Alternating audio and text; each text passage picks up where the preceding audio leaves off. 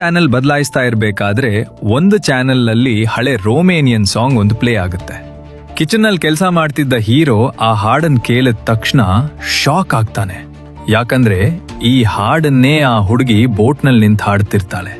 ಆಕೆಗೆ ಮಾತು ಬರ್ಲಾ ಅನ್ಕೊಂಡಿದ್ದ ಹೀರೋಗೆ ಆಗ್ಲೇ ಅಸಲಿ ಸತ್ಯ ಗೊತ್ತಾಗೋದು. ಅಸಲಿಗೆ ಅವಳು ಯಾವುದೇ ಸಮುದ್ರದ ದೇವತೆ ಅಥವಾ ಸೆಲ್ಕಿ ಅಲ್ವೇ ಅಲ್ಲ. ಅವಳು ರೋಮೇನಿಯಾ ದೇಶದ ಒಬ್ಬ ಸಾಮಾನ್ಯ ಹುಡುಗಿ. ಅವಳ ಹೆಸರು ಜೋನಾ. ಆ ಜೋನಾ ಮತ್ತು ಆಕೆಯ ಜೊತೆ ಬಂದಿರೋ ಮಿಸ್ಟ್ರಿ ಮ್ಯಾನ್ ಇಬ್ರೂ ಸೇರಿ ಇಂಟರ್ನ್ಯಾಷನಲ್ ಲೆವೆಲ್ನಲ್ಲಿ ಕೋಟ್ಯಂತರ ರೂಪಾಯಿ ಬೆಲೆ ಬಾಳುವ ಡ್ರಗ್ಸ್ ಅನ್ನ ಇಲ್ಲೀಗಲ್ ಆಗಿ ಸಾಗಿಸ್ತಾ ಇರ್ತಾರೆ. ಕೋಸ್ಟ್ ಗಾರ್ಡ್ ಪೊಲೀಸರು ಇವರನ್ನ ಸಮುದ್ರದಲ್ಲಿ ಸುತ್ತುವರೆದಾಗ ಜೋನಾ ತನ್ನ ಪ್ರಾಣ ಉಳಿಸ್ಕೊಳ್ಳು ಮತ್ತು ಆ ಡ್ರಗ್ಸ್ ಬ್ಯಾಗ್ ಅನ್ನು ಬಚ್ಚಿಡ್ಲು ಮೈ ಮೇಲೆ ಆ ಸ್ಕಿನ್ ಕೋಟ್ ಹಾಕೊಂಡು ಸಮುದ್ರಕ್ಕೆ ಜಂಪ್ ಮಾಡಿರ್ತಾಳೆ. ಅವಳು ಅಂಡರ್ ವಾಟರ್ ಈಜ್ಗಾರ್ತಿಯಾಗಿದ್ರಿಂದ ನೀರ್ ನಡಿಯಲ್ಲೇ ತುಂಬಾ ದೂರ ಈಜ್ಕೊಂಡು ಬಂದು ಕೊನೆಗೆ ಪ್ರಜ್ಞೆ ತಪ್ಪಿ ನಮ್ ಹೀರೋ ಪೀಸಿದ್ ಬಲೆಗ್ ಸಿಕ್ಕಿಬಿದ್ದಿರ್ತಾಳೆ. ಒಂದ್ ವೇಳೆ ತಾನು ಡ್ರಗ್ ಡೀಲರ್ ಅಂತ ಗೊತ್ತಾದ್ರೆ ಪೊಲೀಸರು ಹಿಡ್ತಾರೆ ಅನ್ನೋ ಭಯಕ್ಕೆ ಮೂಕಿ ತರ ನಾಟಕ ಆಡಿರ್ತಾಳೆ.